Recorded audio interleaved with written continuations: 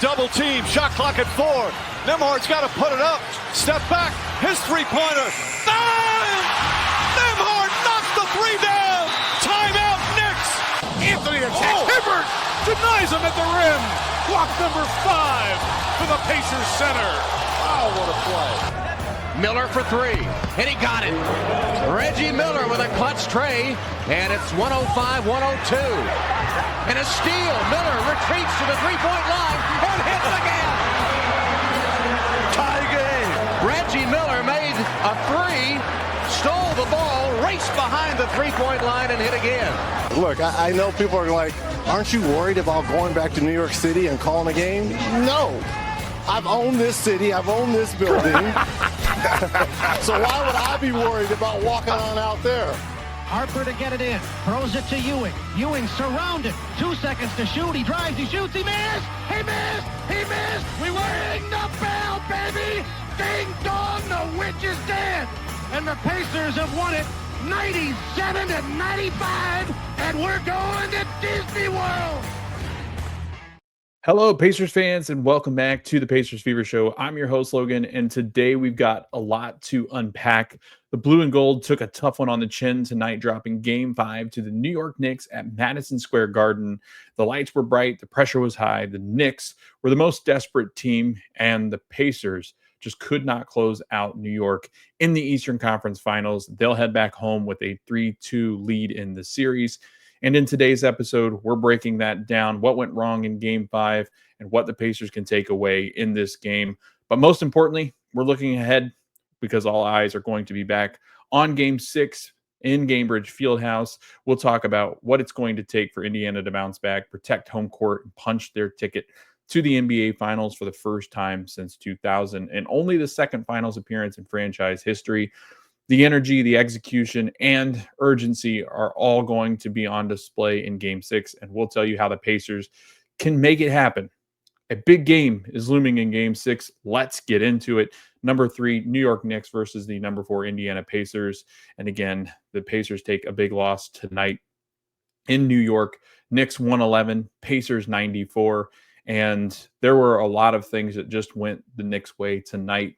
And I thought they were the much better team from the tip. This was a disastrous game for the Indiana Pacers and their starters. I thought that they just looked completely overwhelmed tonight. I think there was a lot of nervous energy. I think that the Knicks came out with a game plan on how to adjust to Tyrese Halliburton and that offense, how to slow the Pacers down to the best of their abilities, and got a really good game and really good start from Jalen Brunson that I think kicked it off in the right way, and the Pacers just had a hard time sustaining that blow. I thought that they weathered the storm okay in the first quarter, but it just seemed like with their shooting troubles on the night and just the lack of execution on the offensive end, that the Pacers were just not going to be able to get it done at Madison Square Garden. They had won 3 straight games in the postseason at MSG, and I think, that kind of leads into what the Knicks were feeling heading into Game 5. I feel like they were finally at their breaking point and backs against the wall. They know it's a win or go home situation now throughout the rest of the playoffs for them.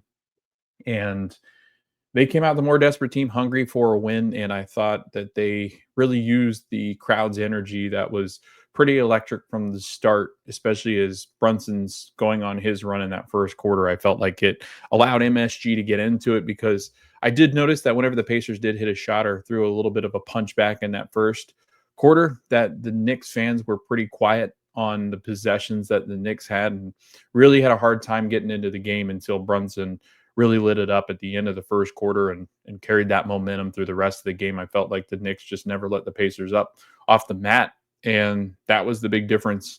A lot of things to talk about as far as takeaways from this game, but I would say that recapping this game, and that's why I've combined the recap with Game 6 preview, just because the Pacers were so bad tonight that I don't know if there was really much to take away from their performance, except a couple of key things that they're going to have to work on to improve in Game 6 and win a game to get into the NBA Finals. Like I said, it's backs against the wall time for the Knicks. They're going to put up their best fight every single game, and the Pacers have to know that they're going to get the Knicks' best every single night from here on out. And that's something that the Pacers have struggled with at times in these playoffs. I will say that they have actually responded pretty well when things have not gone the right way in a game. They usually come back the next game and have made the adjustments. Tonight's performance was just unacceptable on all sorts of different fronts. And I think heading into tomorrow and Friday's film session, it's going to get ugly. I would not want to be a player in that film session just because in that first quarter, it really started and you could see a lot of things that went wrong in that first quarter. And it was from there on that the Knicks just had complete dominance and total control of the game. And I felt like we're the much better team in tonight's performance. So let's get into what happened in game 5, a quick recap, because we're going to get into more about what the Pacers need to do to make sure this doesn't happen in game 6. And there's a lot of pressure riding on the Pacers, which is, I think, the first time that I've really felt that in these playoffs. I felt, game 4 against the Cavs was a big moment. I still felt pretty good after they lost game 3 in Milwaukee, just because I felt like Milwaukee didn't have enough of the resources to really hang with the Pacers in a 7-game series. But Cleveland felt a little bit different just because I felt if they got healthy and the way that they had played through the regular season, that they might be able to withstand and wake up in that series. But the Pacers were really good in game 4 and then went to Cleveland and shut them out and really smacked them around to advance in that series in game 5. But this is the first time throughout the postseason that I felt that I really feel that the adversity is here. The Pacers are up against a really big opportunity for the Knicks. If the Knicks come into game 6 and are able to take game 6, I still feel pretty confident in the Pacers, but heading back into game 7 to win another game 7 in the Garden after you just had a really horrible performance in that building, I wouldn't feel too confident. But again, this Pacer team hasn't lost 3 games for a very long time, since March. And I feel like they would respond even after a game 6 loss, but we don't even want to talk about that. We don't even want to get there. We want to show up on Saturday night in Gainbridge Fieldhouse and really take over and just dominate that game and send the Knicks on vacation. But yeah, game 5 recap real quick. Karl Anthony Towns, 24 points, and Jalen Brunson, 32, did what they needed to do in front of their home crowd, combined for 56 points. And were really the difference in this game, because I felt like outside of them, Mitchell Robinson had a really good game. I thought Josh Hart was really good off, on the offensive rebounds and getting to the glass and scoring at the rim. The defensive side of it, I thought Mikal Bridges was the best he's been in this series. And I actually thought Jalen Brunson was really good tonight defensively. And it really changed the game. But right away, Jalen Brunson came out and looked like the superstar player that he is. And this is where I think the difference is between the two players. And obviously, I don't think it's fair to compare the two as much, just because they are different style point guards. And we'll talk about Tyrese at length in this episode as we get ready to preview game 6. This is the last topic that we'll get to, is Tyrese in this game 5. And we'll leak it into and transition nicely into game 6 because of the conversation. But I really felt like Jalen Brunson shows you what a superstar level player looks like, right? Bringing it on a nightly basis. I feel like more often than not, Jalen Brunson is bringing it every single night.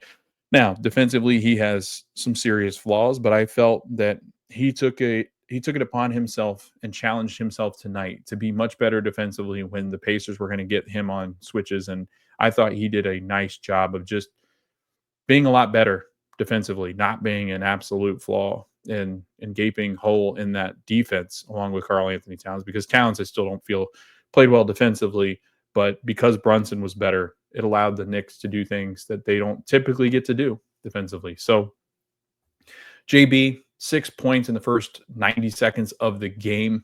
You just felt that he was going to have his takeover, and you felt if you could withstand his first punch, that it would be much better. He gets 14 points in the first quarter.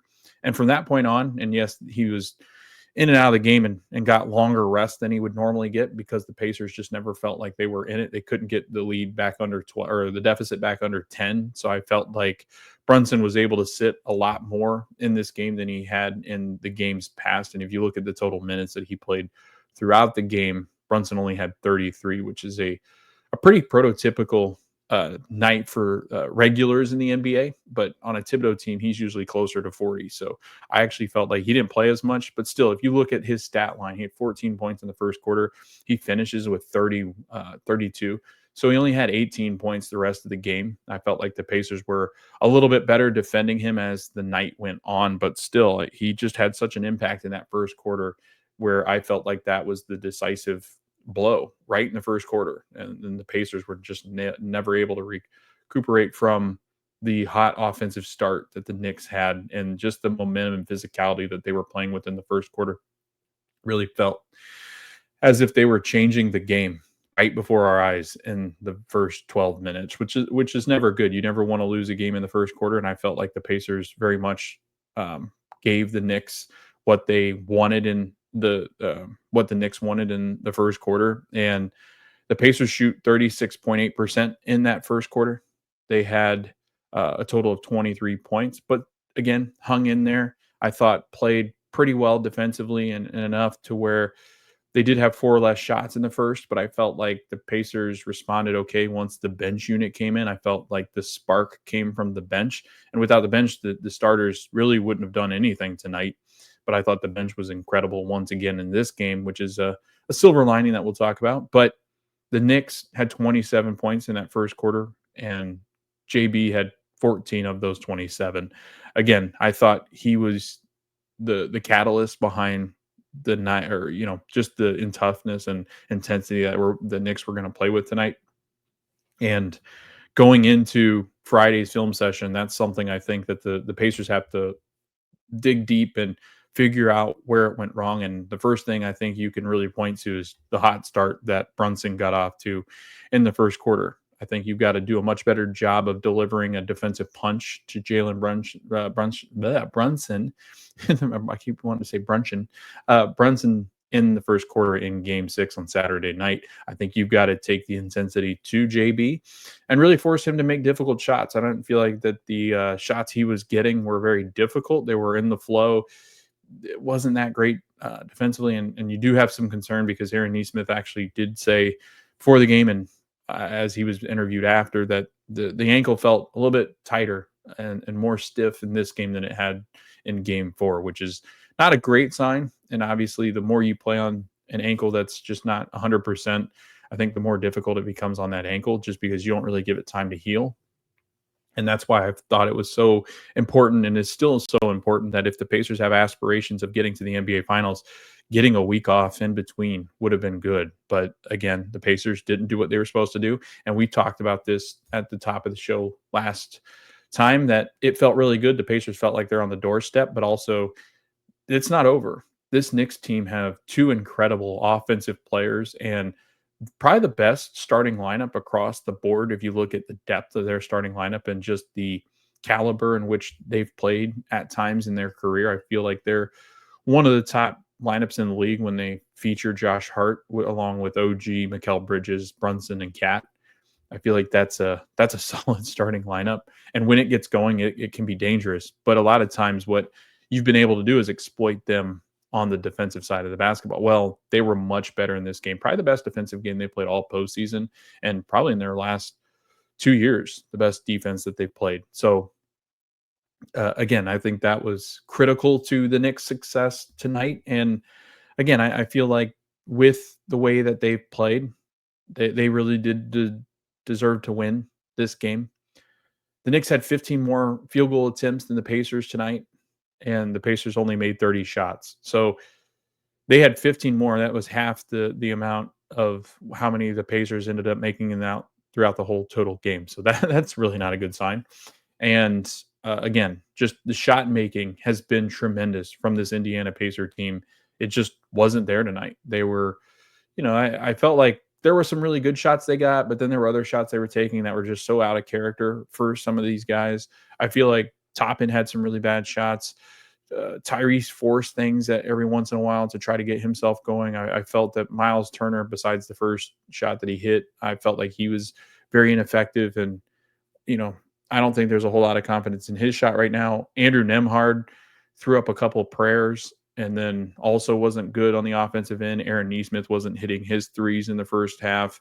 It just felt like a culmination of just a perfect storm of just bad basketball being played. And the Pacers really haven't had too much of this really in the last couple of months. I mean, since January, they've really just not had many of these nights. And so I think that's one thing that heading into tomorrow, a lot of people are going to be talking about just how bad the Pacers' performance was in game 5 and that they're choking it away and that the Knicks have a chance. And they still do have a chance, and a really good chance now that they've gotten it to 3-2, because if you win game 6, game 7, it's going to feel real tough for the Pacers. And, going back home in this crowd, I mean, this was a different crowd as the game went on. This was the home court advantage that you felt like the Knicks really should have had throughout the series, and just because they blew game 1 and then game 2 the Pacers wrangled control of it, it felt like the Madison Square Garden crowd was just eliminated. It was neutralized. Well, now they're alive again, and you've given them that chance,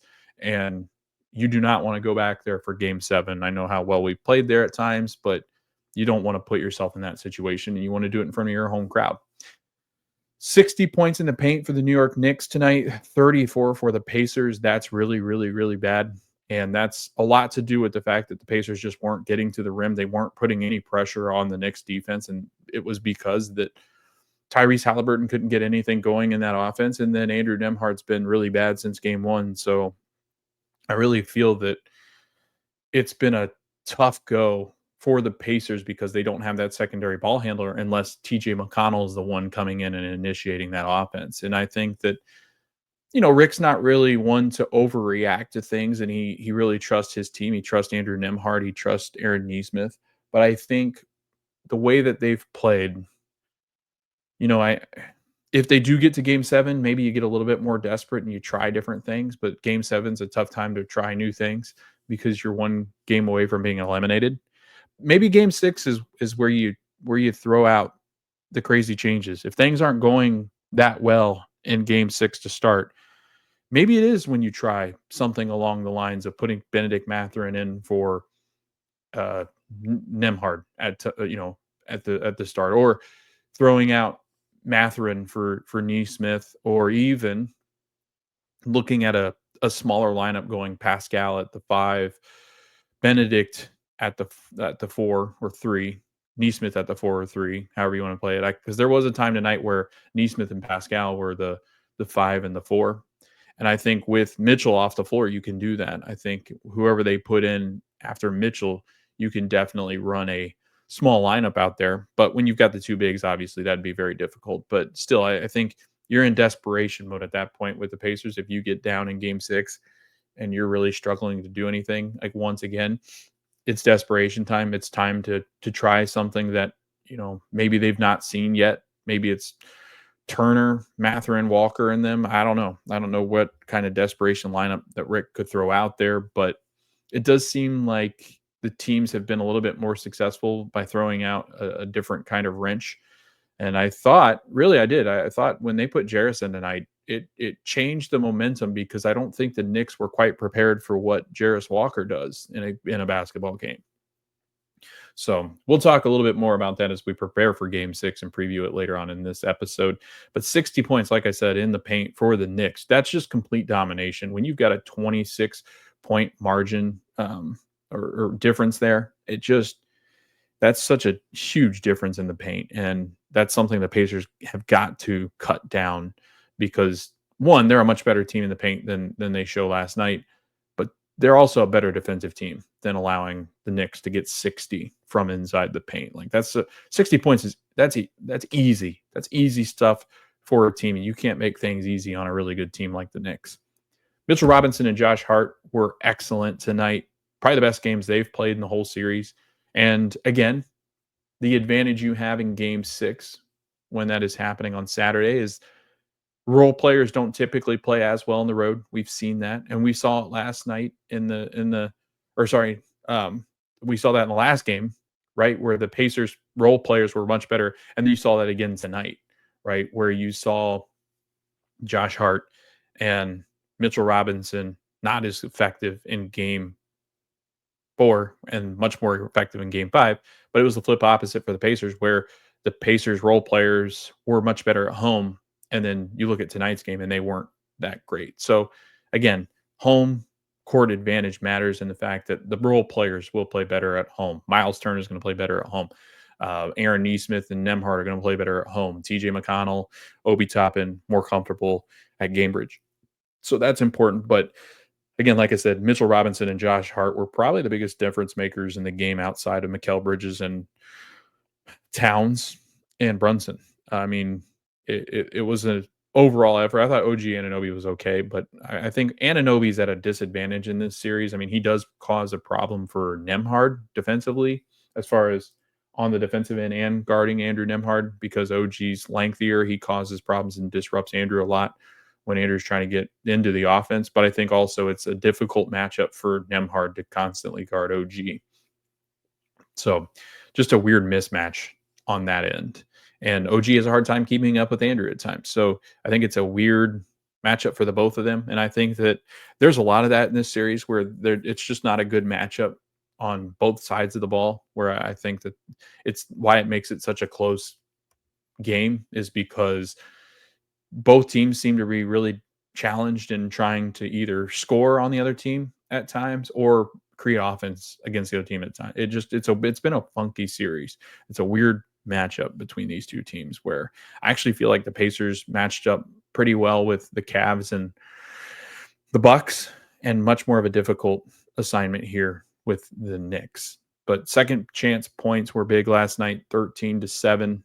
And you get beat in the paint, you get beat on the boards, you get beat in second chance points. That goes a lot to just your intensity and your focus throughout the game. When you allow that to happen, that's more of just a desire and will to win. And that's what the Knicks had tonight. They just had this desire.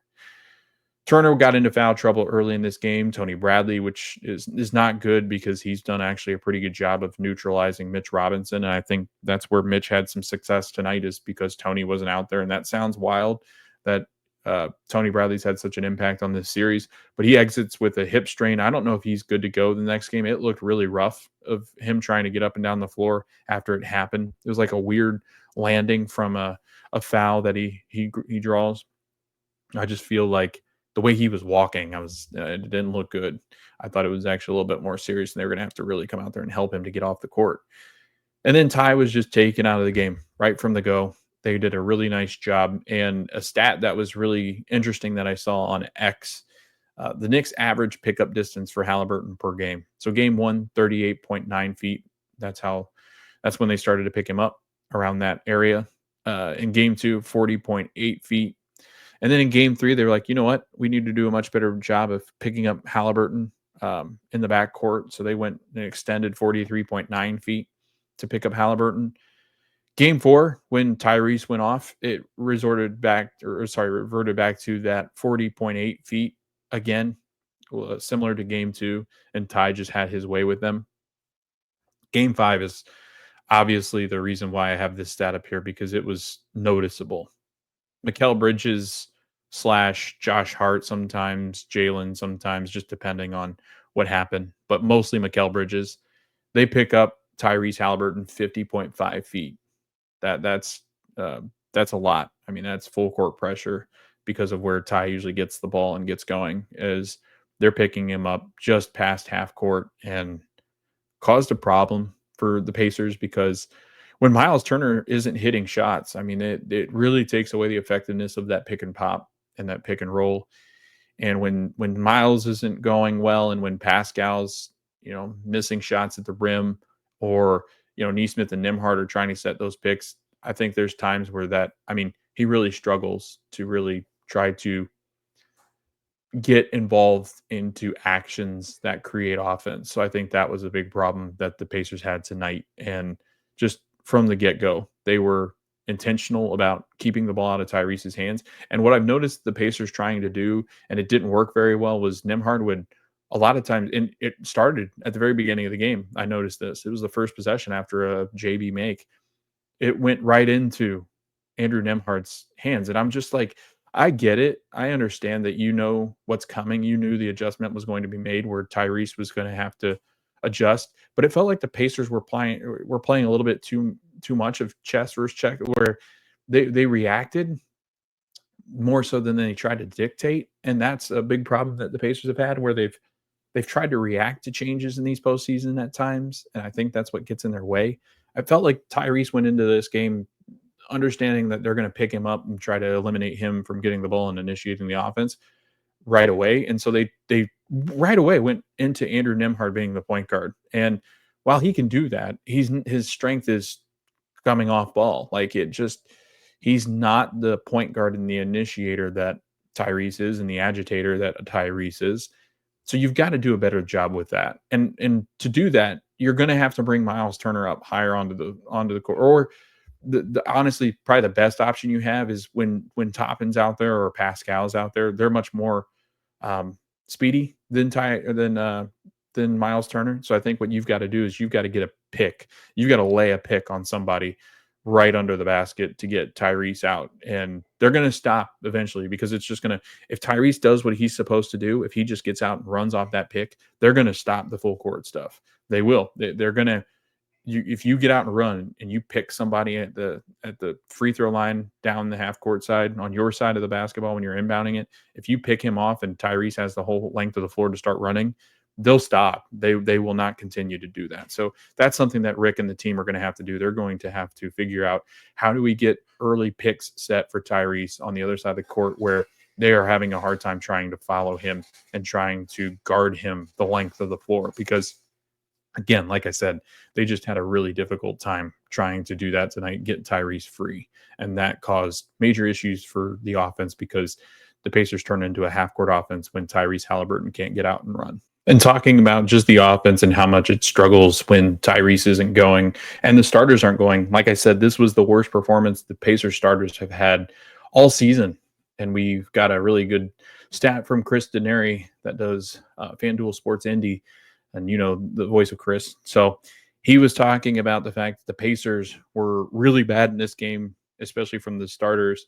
So Pacers starters combined for 13 of 39, 33%. Worst shooting night that they've had all season in the 97 games that they've played this year.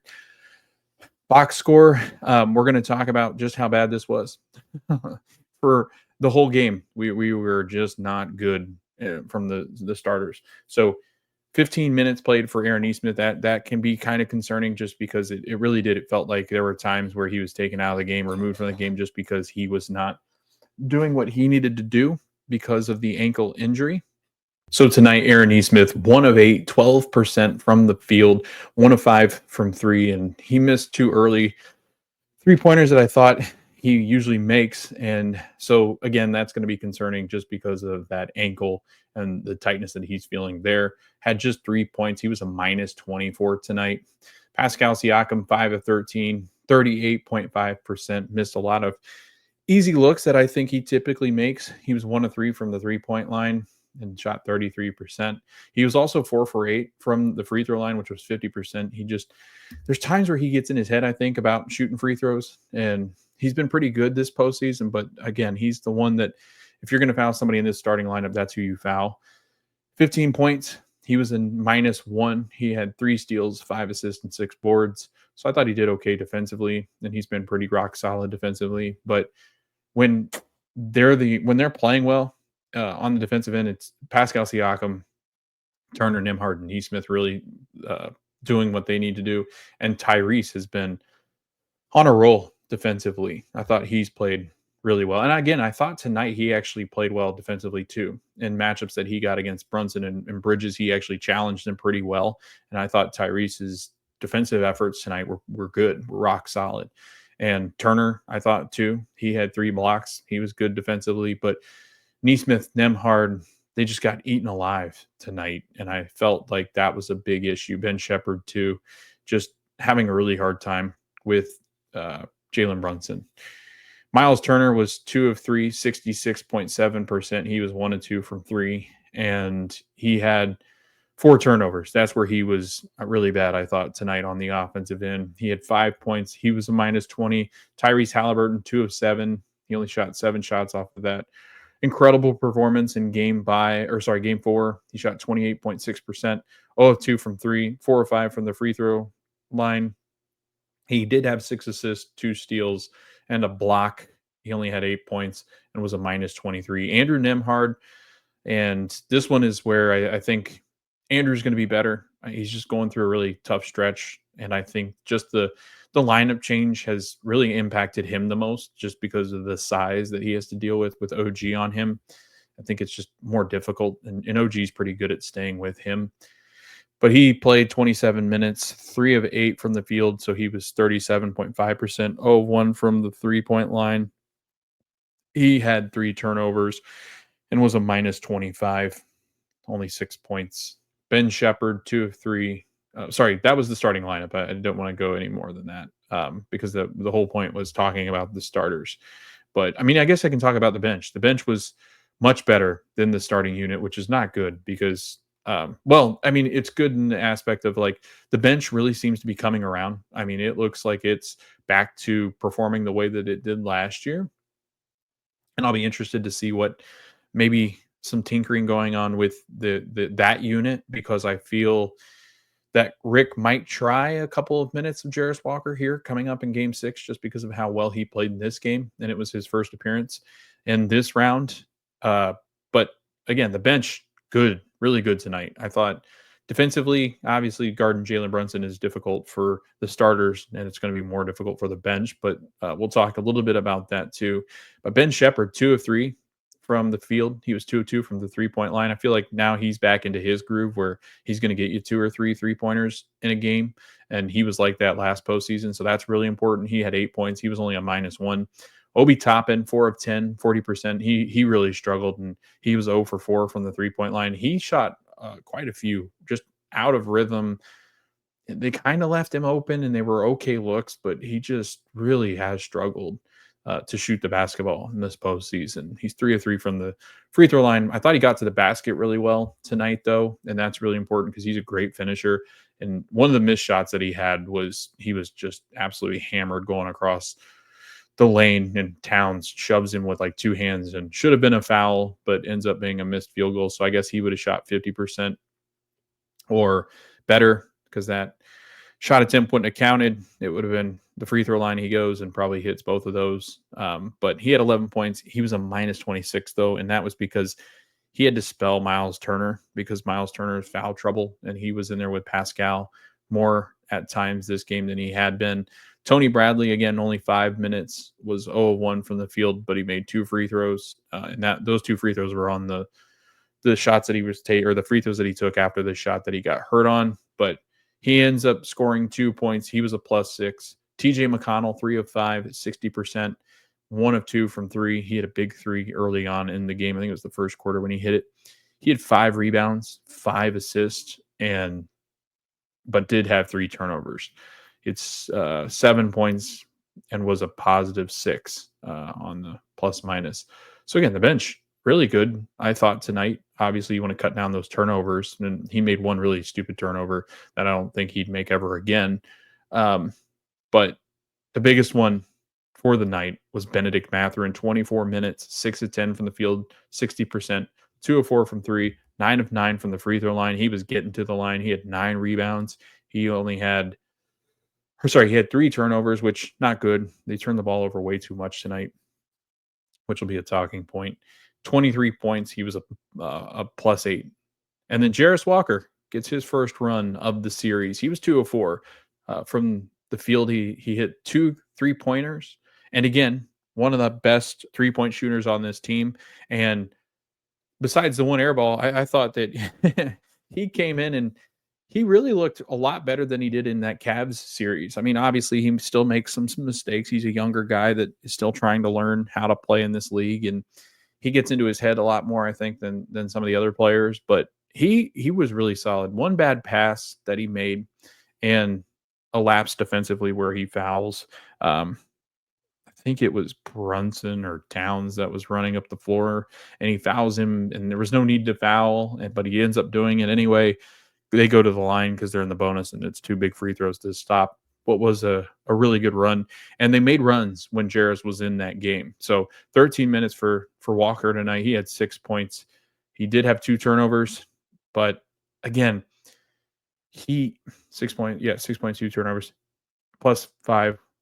But I felt like he actually did he had a few possessions where he guarded Brunson and he caused them problems. And the first possession that he was in, I think it was Towns and Mitchell Robinson that both had shots at the rim, or it was Hart and Robinson, not Richardson, Robinson, where they had shots at the rim, but Jarris alters shots because he's so athletic. He can jump really well, and he's so lengthy and strong that he changed 2 shots when he first checked into the game, and then he guarded Brunson one time and was really good against Brunson.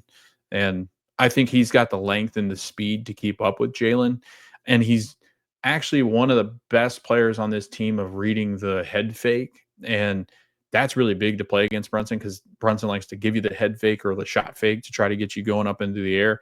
And Jarris doesn't ever really bite on those. He's very good about staying planted because he knows he's got really explosive hops that he can get up off the floor whenever he needs to, even if it's a little delayed. So I felt like he was really good in this game. He's done a nice job of just coming in and making a difference, and had a big steal in this one where it was starting to get out of hand. He makes a steal and then kind of stops the bleeding, and the Pacers start to go on a run. But like I said, Jarris and Benedict, really, really positive games from them, I thought, and played really well. It changed the game when they were in the minutes that they were in. And it'll be interesting to see what Rick does, but this is great confidence for both young players going forward, whether it's in this postseason or the following postseasons. Getting this experience, having positive experiences is always good for young players, and both of them having their first real go at it in the playoffs. This is tremendous work for both of them. So kudos to Jarris staying alert and aware and coming into this game, and in a game where they were still in it, and he played well in it, and he didn't look too much out of sync with what the offense was doing because he's just not played a lot of games. And yeah, I thought he looked great. And Benedict Mathurin, this is such a huge thing. If you're taking one thing out of this game, it's what Benedict Mathurin did in the last 2 games. Pacers' worst shooting night for the starters in 97 games. It was also the 6th worst shooting night of the season at 40.5%. They had 20 turnovers. Only time in the postseason the Pacers were held under 100 points. Andrew Nembhard's got to be better. And I just don't know. I don't think there would ever be adjustment in the starting lineup, but the more that Mathurin plays like that, and to be honest with you, Benedict Mathurin guarded Jalen Brunson really well, I thought, tonight. There was 1 or 2 times where he gets beat, but that's just Jalen Brunson being a better player, especially on the offensive end, one of the top players in this league when he's creating his own offense. But I thought Benedict, full court pressure, did give Jalen a little bit of a challenge just because Benedict's bigger and much bigger than Shepherd. And I feel like really does cause problems with his physicality and strength. And I think Jalen, he doesn't really like when people get too physical with him. And he got mad at, so game 4, he WWE tackles Jalen Brunson, but they call a foul. And then in this game, Jalen Brunson grabs Benedict's shirt because he gets way ahead of him. And if you watch Brunson enough in this game, you will see 1 or 2 times a game where he cheap shots you, or he grabs jerseys, or he's a little bit sneaky dirty at times, like not trying to hurt you, but grabs shirts or grabs your pants or blows into your ear or whatever it might be. Jalen does a couple of those Lance Stevenson kind of things a game. So it's kind of funny to watch. I really like Jalen, though. I mean, he's really hard to just root against, even though he's killing my Pacers at times. It's just, he's such a nice guy, and you can tell he just enjoys playing, and he likes playing against the Pacers. He does. I think it's that competitive spirit, and he's good friends with Tyrese, and so I think there's just a lot of fun added into that when you get Brunson going. But yeah, that was pretty much it for Game 5. That was a little longer than I thought I'd go on it, but it's important to mention all those things because all of this translates into Game 6. So let's start previewing Game 6. Notes heading into the game that will take place on Saturday, 8 p.m. Eastern Time on TNT, and that is Saturday, May 31st. the Pacers look to close it out at home. And I know there were a lot of conversations of, I'd love to see the Pacers close it out at home. I wasn't a big fan of that. I'd love to have seen the Pacers go into the Garden and just let the Knicks fans experience the sadness of getting eliminated once again. But Pacers have a great opportunity presented to them on Saturday, and that is going to be the Pacers with a closeout opportunity to send themselves to the NBA Finals for the first time since the year 2000 and only second time in their history. And they get to do it at home. Could they pull this off where they get to celebrate and they do like the little award celebration for winning the Eastern Conference Finals? They give you your trophy. They'll name an MVP. There'll be some champagne popped in the locker room. You get to do it in your home locker room, which is a really nice area rather than celebrating in that closet that was at Madison Square Garden, where you're just shoved into like this little room as a locker room, makeshift closet area. And the Pacers could celebrate it in their home crowd, and that home crowd deserves it. I think they've been through so much in the last 25 years and even beyond that. And I think it would be euphoria and nothing we quite have ever seen. And luckily it's on a Saturday where I can just stay up all night if that happens. Not all night, but like watch it, like all the celebration stuff, and like read all the stuff on Twitter and watch all the Instagram videos and Facebook videos and things happening from the locker room. So I'm really hoping the Pacers do it, obviously, because Game 7, you do not want to do that. That is not going to be fun. And talk about pressure to try to win that game after leading a series 3-1, being on the doorstep of the NBA Finals. People are already talking about how the series looked all but over. And, I felt pretty bad about, or good about, the chances to go into Madison Square Garden. But then if you start to think about the odds of you're going up against a team that's been really good all year, who have one of the best starting fives in the league, they were going to run into a hot night with two of those guys.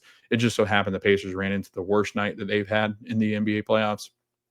But I feel really good about Game 6. I mean, that crowd, I cannot wait to hear what that crowd is like for Game 6 on Saturday night. It's going to be electric, as people would say. Teams heading into with a 3-1 lead in the playoffs, 284 teams out of the 297 teams that have had a 3-1 lead have advanced. That's 95% of the time. In a 7-game series, only 13 teams have defied the odds and advanced when trailing 3-1. Well, now it's 3-2. The Knicks are closer to making history, and they said they want to write history. In the 355 series where the team has led 3-2, the team with the 3-2 lead has advanced 298 times, 83% out of 355 series. The team trailing has only advanced 57% of the time. So again, Knicks trying to make history. That's still a really good percentage in favor of the Pacers. But man, if it gets to Game 7, I think all the pressure's on the Pacers to try to win that game in Game 7 too. The Pacers have not lost 2 straight games since March 6th through the 10th. In that stretch, they lost 3 straight. 2 games in Atlanta. So it was that series where they went down to Atlanta, played 2 games there, and then had to fly to Chicago, lost the game in Chicago. Tyrese Halliburton didn't play in any of those games. The last time that the Pacers lost 3 straight games with Tyrese Halliburton, you have to go all the way back to December when they lost 4 straight. And that was in that really bad stretch where Nembhard and Nesmith were both out injured in that 10 and 15 stretch, because they lose those 4 straight, they go and win a game, and then they play that Hornet game where that felt like the season's turning point when they lost that game in Charlotte. Or was it at home? Anyway, it was against Charlotte. I can't remember if it was home or away, but they lose that game. They go to 10 and 15, but that 4-game stretch was right before they really started. They'd lost. So basically they'd lost 5 of 6 games, and it was that turnaround there at that moment. And those 4 games were against Detroit on November 29th, and then at Memphis, December 1st, at Toronto, December 3rd, at Brooklyn, December 4th. That was a really tough stretch, just traveling all over. You go from home to Memphis, you fly up to Toronto in Canada, and then you fly back down to Brooklyn for a back-to-back, all away games, except for that Detroit game that started that. Detroit, very physical team. Memphis was playing pretty well then. They were really in the mix then at that point, and then they just kind of fall apart towards the end of the season. Toronto, bad team, but for some reason seem to have the Pacers number. And then Brooklyn, really bad team, and then you lose to them. Then you go back home and at least collect the game, you win a game, and then you lose again to Charlotte. So it was a really, really bad stretch the last time the Pacers had lost 3. But then you'd have to go all the way back to last season to figure out when the Pacers did that again. So the Pacers really have not lost 3 straight games much in that Tyrese Halliburton era. So it would be an epic collapse by the Pacers to lose this series, which they could still do. They could very well lose the series, and we're talking about history for the New York Knicks. And at that point, the Knicks are deserving of going to the NBA Finals. They did what they were supposed to do, but it can't happen. I mean, the Pacers have just been that team that responds well to adversity, and this is the biggest adversity they've faced in a very long time. Game 6 preview. What adjustments are needed? You got to get Tyrese Halliburton free. So if you're over on the rundown, we are now into our preview Game 6. And let's talk about Tyrese. So you have this incredible game, historic game, 32 points, 15 assists, 10 boards. 12 boards. You have the best playoff performance that any Indiana Pacer has ever had. And then you turn in one of the worst performances off one of those kind of nights.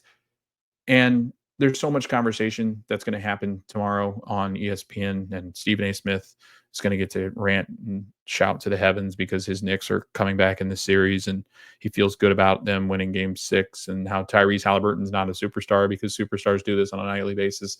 There was a lot of talk I listened to Setting the Pace that, again, they were mentioning that the narrative was going to be that Tyrese needs to be better, and he does need to be better. I agree with that. I agree that he needs to be the catalyst that makes this thing go. However, I think what people will look at in a vacuum, if you're not a Pacers fan and you don't understand what Tyrese's role is and how this team plays, right? It's totally different. Tyrese should have had 15 to 20 points in this game. That's more of where Tyrese typically is. But in the playoffs, he's really upped his game and gotten to that superstar level where plus 20 points is where he needs to be. And I'll agree with that. I think that he could have had 20 plus tonight if he does other things differently than what they did. And if they game plan better of coming out and getting Tyrese free, which is why I'm talking about what the adjustments are needed for Game 6. So if you're on YouTube, you can see the rundown. We are over at the Pacer Fever Show on YouTube, and I've got like the rundown listed talking points for each of the episodes that we do. But this first one is transitioning from Tyrese talk to preview Game 6. And the reason why I clumped these two together right next to each other on the rundown is Halliburton is what makes this team go. And that doesn't always mean he needs to score 20 points. And I think a lot of people have a hard time wrapping their heads around that. You can't be a superstar unless you average over 20 points a game. There are some nights that Tyrese Halliburton does not need to do that. He's not like some of these other players. So if you look at the rest of the team, right, they are a team that rely heavily on every single one of those players being able to get close to or average 10 plus points a game, the whole starting lineup. Whereas there's not a reliance on OG Anunoby, Josh Hart, Mitchell Robinson. Like Mitchell Robinson's not going to score 10 plus points on most nights. Josh Hart will have games where he does not average 10 plus points, but the Pacers rely on their starters to all get to 10. And in the games that they don't get to 10, somebody else picks up the slack, whether it be off the bench or in the other starting lineup. When you've got 10 mouths to feed, that's going to look a lot different, the stats are, than when you've got 6 to 7 mouths to feed. And to be honest with you, Cat and Brunson have to combine for 50 points to be in this series, right? If they don't combine for 50 points, this series isn't even one that goes to 5 games. It has to go to 4 games. But this is a series that wouldn't get to 5 games if those two don't combine for 50 points. They have to combine for 50 points. Tyrese Halliburton and Pascal Siakam do not have to combine to get, or for 50 points to get a win in this series. They don't. That's never been their thing. That's never been their identity. And I love when these guys start ripping on Tyrese, but they're also the guys that complement the Pacers' identity and that they have this identity. Their identity is that we don't have to rely on Pascal and Tyrese to average 50 points together every single night. That's our identity. Our identity is we beat you from all sorts of different directions, and that's what gets us to where we are. So I hate the talk that's like, oh, Tyrese isn't a superstar because he didn't score 20 plus points. This is a point-driven league. This is a scoring league, but Tyrese Halliburton is an old-school point guard. You look at the importance of how Tyrese is and how he initiates the offense. Tonight, the offense was awful. It was because Tyrese Halliburton didn't play a good game. But he could have gone out and got 20 points tonight, and they still would have been awful. Like, that's how bad this team was around him. He just, he exasperates it more because there's he was bad, really bad. So that makes them even more difficult to watch. I mean, you take Tyrese out of this game, this team is very, very challenged in what they do. And you see a little bit of a dip off. Now, that's been aided by the fact that TJ's been really good in this series and Ben's been really good in this series now. They've really helped in bench scoring, which was what they did last year too. They were really good last year in the bench. Now it seems like that bench has returned.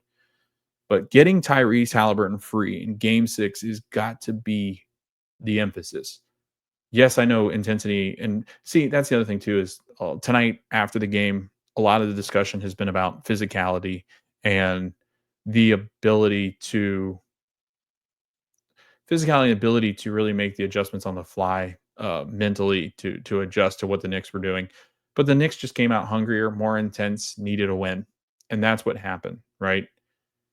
They did that. But mentality and physicality, that's a switch, right? That's not really adjustments. That's more of like, no, we just have to be better in that area, right? And this team has proven they can do that, where they can go, we were not intense enough, we will be more intense, and then they show up and they're more intense.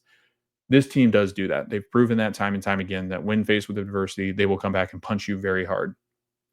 So you're going to get the best shot from the Pacers in game 6. I've got no doubt about that. They've never proven us really that wrong on that, where they get knocked down, but they get off the mat pretty quick.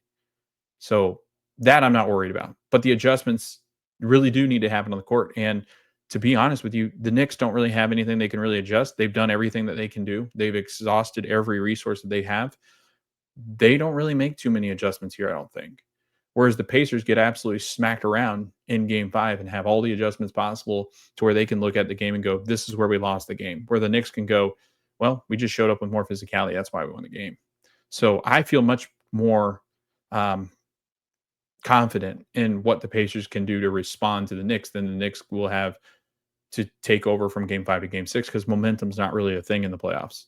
From game to game, it's not ever really existed. So again, getting Tyrese Halliburton free, those higher picks are coming, right? They've got to free up Tyrese Halliburton earlier in the clock. And we've talked about just how important getting early shots in the clock are, and we'll talk about in the keys of the game.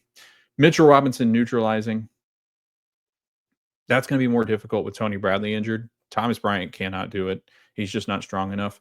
But I've thought that Miles Turner has done a really good job. He's just gotten into foul trouble, but he's done a nice job of at least just keeping Mitchell Robinson in difficult positions to where he can't be that effective. Miles has done excellent. Go back and watch the tape. Miles has been a big difference maker there, where he's just kept Mitchell Robinson at bay. And Miles is not known as the rebounder, but man, has he done a very nice job of keeping Mitchell pretty much a non-factor in these games. You know what I would love for Miles to do? He can make it and exploit. Mitchell Robinson if he starts burying shots. If he starts burying shots, Mitchell Robinson's going to have all sorts of problems. Attack Jalen Brunson and Karl-Anthony Towns. Brunson, I think there was a stat tonight that he was like 3 of 14 when on ball, and over the series he had allowed the Pacers to shoot over 50% when he'd been on the ball. Well, tonight he was much better defensively. Jalen Brunson was really good defensively, and you don't usually hear that too often, but I thought he was a pretty good difference maker along with Bridges. And Towns, again, just a liability. He can't defend, and he will get into foul trouble. He does stupid things to get into foul trouble, and he talked about last night with Shaq. Shaq goes, you got to stop doing that stupid stuff. And Carl goes, you mean this game or last game? And Shaq goes, every game. He's going to do it. He's prone to do it. He just is slow. He gets caught up in moments, and he tries to make a home run play on the defensive end. You're like, what is he doing? He will do it. He'll get in foul trouble again. Well, he just will. It's just nature of the beast kind of thing. And that's what the Pacers have to do. They got to keep going. Just attack the heck out of both of them, because Brunson will eventually go back to earth on his defensive abilities, right? It's not, you don't get to age 28, 29. You're just all of a sudden you become a better defensive player. It just doesn't really happen. So again, I think the Pacers just got to continue to attack that, because you have an off shooting night too that helps Brunson. But the Pacers shot like 28% with Brunson as the on ball defender tonight, which that's not typical. So that's going to get better. Maple Mamba on JB at times when Aaron is not in there. So if Aaron's not going to play in a ton of minutes, if he's going to have the 20 to 24 minutes, and I'm kind of concerned that that's where he's going to be in game 6, because the ankle just needs rest at this point. He's just not going to get it. But I think Benedict, you got to play him more. And, I think if Aaron's not 100%, you do have to make that decision to change him out. I would go Benedict on Brunson over Shepherd, to be honest with you. I'd put Shepherd on Bridges or OG.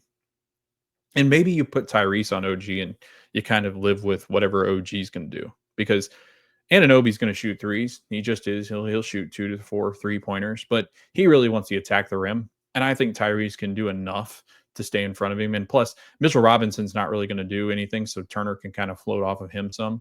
But I really do. I think the biggest thing that you'll have to factor in here is the fact that Benedict seemed to be the next best option when it comes to Jalen Brunson. And to be quite honest, I feel people always talk about Benedict's defensive flaws. His biggest thing is he's not a good off-ball defender. He is much better defensively. I mean, really good defender on ball, I believe, because he's so physical and quick. And I really do. If he doesn't get wrapped up in what JB wants to do, and plus playing 20 minutes, I don't think Benedict could get in foul trouble, because he doesn't typically get into foul trouble. He's pretty smart about that, where he at least isn't an annoyance for Jalen, and Aaron's an annoyance, where Ben Shepherd's not really annoying to him, and he dominates Andrew Nembhard for whatever reason. So I think you do. I think you match Maple Mamba on him, Benedict. So keys to the game of Game 6: feed off the energy of the home crowd. It's going to be the wildest atmosphere you would ever have. So you've got to come out of the gate, start hot, right? You got to get Tyrese going quick. Got to get Pascal into it. Got to get Aaron hitting some threes. Got to get Miles hitting a three. Nembhard to the paint, right? You got to get that offense chugging, because if you get an advantage in Game 6, Gainbridge is going to become a crazy place. Probably the highest decibel you've ever heard in your life at that point. They're hungry. This Pacer franchise is about as hungry as any franchise has ever been. So you got to get that crowd involved right away, because they can become the sixth man, right? Screens for Tyrese, again, like I said, allow for him to facilitate. You cannot rely on Andrew Nembhard to be, especially the way that he's been playing, you can't really rely on him to be the secondary point guard. And Aaron Nesmith cannot do that. So unless you're going to give Pascal the ball in times where, and maybe that's an answer to give Tyrese a little bit of a break by having Pascal Siakam's very good at having the ball at the top of the key. He just is. He's a very good forward guard, point guard, kind of, whatever you call that, where a power forward can play some point guard at times. He can. Like, Siakam's very capable of doing that. So maybe you do that and put Tyrese as the screener. Ball movement and tempo. Again, it's every game. When you lose, it's because the Pacers aren't running. Like, you can pinpoint it. Pacers aren't running. The ball stops moving. Pacers lose. Bench needs to be backbreakers. Again, I think Mathurin, the way that he's been scoring in these last 2 games, he's now up to 43 points in his last 2 games. You've got to get him into the offense as quickly as possible, I think, in this game. Maybe the first sub off the bench because of Nesmith's ankle. I think he might be the first off the bench, or right after the top and sub for Pascal. You got to make it happen. I mean, he seems to be really turning a corner here, and to get to the line 9 out of 9 times, like, he's one of those guys that's going to turn into what people call a free throw merchant. He is so good at getting fouls. There's times where I'm like, I don't think that was a foul, but he got it. Like, there's times he goes flying underneath the rim, and I'm like, I think because he's big, and this is the same thing that LeBron had too. He's just so big looking, like, he's so strong and physical looking, that when he gets hit, it's almost like, oh man, somebody must have crushed him. But there are times where it's like, I didn't really see anything in that. But Ben's very good at it. He is our foul merchant. So I think he's got to do more, honestly. And I think he can do more. I think he's starting to get to that point that we've really been looking for Ben to get to. Like, he's starting to get a little bit of an edge. That I think a lot of it's the positivity that's been shown to him, the ability to not give up on him that Carlisle has. And I think, man, I mean, you start to look at the future, the last 2 games that he's played, that's the kind of Ben that we need every night. And he's just done it in the flow of the offense. Like, he's not really done the Ben things that he typically does. He's grown a lot. I really love watching him play when he's growing like he has. Defense, right? Oh well, and TJ can be a backbreaker. Obi Toppin's got to play better. We need a better bench production from Obi Toppin. He's crucial to what we do. And then defense. Legler had 20 blow-bys. That's what he said in tonight's game when he was on Scott Van Pelt. He said there were 20 blow-bys by Jalen Brunson early in this game, or Jalen Brunson and crew. 20 blow-bys in like the first quarter. That's crazy. I mean, that's just lack of intensity, lack of defensive intensity. Pacers offense actually plays better when they are better defensively, and they've been a top defense in this postseason. But tonight's game, they looked completely dazed. I mean, they just looked like they were okay with it going to game 6 back at their place. It just looked like they didn't even show up off the plane. That starting unit, I mean, just kind of the last takeaways that I'll have for this game. That starting unit is going to be much better. Water finds its level. Love that saying. We'll continue to say it because they've just been so good in this playoffs. So, like I said, the starting unit for the Knicks is very good, especially when it features Josh Hart. So that end of the game lineup is always Josh Hart. Usually Mitchell Robinson's on the bench come late game because Josh Hart provides more defensively. But that starting unit, that one that features, they've played 17 games. And in the time that Towns, Anunoby, Hart, Bridges, and Brunson are on the court together, they average 42.8 points per game. They shoot 44.8% from the field. They are 32.2% from the three-point line, which isn't great. That's actually really bad for a unit. But they're really good on the boards, 16.1 rebounds per game. But honestly, it's their ability to score with that unit. It's because Towns and Brunson are two of the best scorers that we have in the NBA. Outside of that, the other three are not that great. Bridges has been pretty good. He's played some really good games in this series. But Anunoby and Hart really aren't gonna hurt you too much. But 42.8 points per game. The Pacers starting unit is not too far off of them, right? I think that they're still a younger team, and to be honest with you, they don't have the prolific scorers like Towns and Brunson in that starter unit. They rely heavily on the bench to come in and help pick that up some. But the Pacers haven't been too far off in this postseason either.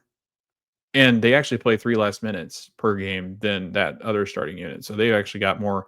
I mean, if the Pacers play the amount of minutes, the Pacers started to play the amount of minutes that the Knicks starting unit did, they'd probably be around the same. But they average 40 points per game, the Pacers. Here's the biggest stat that I want to throw at you that gives me confidence in what they'll do game 6. That Pacers starting unit compared to the Knicks starting unit. So the Knicks starting unit in 17 games have shot 44.8% from the field. 44.8. The Pacers starting unit in 15 games and 3.5 less minutes per game with 5 less shots per game, the Pacers shoot 49.8% from the field. That's 5 percentage points better than that starting unit for the Knicks. You throw Mitchell Robinson in, maybe it goes up a little bit because he doesn't take that many shots. But still, you're talking about 45% maybe compared to the Pacers who almost shoot 50% in that starting unit. And then you look at what happened in game 4 tonight. Game 5 tonight. That's the biggest difference. The Pacers starters did not shoot the basketball well, and it's because the offense wasn't initiated. They weren't getting open shots. Tyrese wasn't getting them open looks. The offense looked dazed and confused at times. There were a lot of late shot clock shots in this game, which we've talked about. The Pacers shoot 35.9. This is from before game 5. So this stat is not completely accurate right now, but I would say that the field goal percentage is still somewhat the same. In the last 7 seconds of the shot clock, the Pacers shoot right around 35%. And they got a ton of those shots tonight. So that's never going to benefit the Pacers. And the Pacers, I would say, got maybe 10 shots in the first 8 seconds of the shot clock in game 5, where they usually shoot around 70%. Like, that's incredible. The Pacers shooting that high of a percentage in the shot clock. But when you don't get those shots up in them, I mean, they're playing in the pace of, having to shoot later in the shot clock, and their shot percentages go way down when they're doing that. That's the difference. That's why we say the Pacers have to play with pace. They've got to be the better team on the offensive end. And I have no doubt going back home, the confidence will be there. This is a team that doesn't really shy away from adversity. They love it. They actually embrace it. So I'm expecting a really great game from the starters in game 6. And that's pretty much going to do it. I'm going to give some predictions here for game 6. I'm not going to pick a winner because it seems to go against us every time that we pick it. So we're not going to do it. Game 6, I'm going to say Tyrese Halliburton has a great performance. You'll be able to tell what my prediction is probably for the game based off of how I think these players perform. But I think a really good performance from Tyrese Halliburton's coming. I think he goes 20-10. I think they figure out a way to get him more involved in the offense. They get him shots early, and he's making those shots at home. Pascal, big game incoming. I think he's going to have 20-plus points as well. I think that he epitomizes what the Pacers do, and they're going to rely on his championship experience to carry them into a game that they're really going to need him. This is a must-win game for the Pacers at this point, and Pascal usually does pretty well in those games. I'm going to say Ben stays hot and goes over 15-plus. I would not be shocked if he's got another 20-point game in him, just because he seems to be in that mode right now of like, boy, don't let him get going. I think you get some Jarris Walker minutes here too. I think he'll spell some of Nesmith, Mathurin, Shepard to guard Brunson. Maybe it's a couple minutes, 3 or 4. Maybe it's 6. I don't know. But I think you do see some Jarris Walker in this game. And then Aaron Nesmith plays his best game defensively. I think if that ankle's good to go to play what he's used to playing around that 30-minute mark, even if it is 30 minutes, I think you see a much better game. And I think he takes that personally because he seems to be a person that answers to that as well. When he's not playing well, he wants to come back and play even better. And I just thought he was not good in game 5. And that's going to do it. Pacers play Saturday night, May 31st, 8 p.m. Eastern time on TNT for game 6.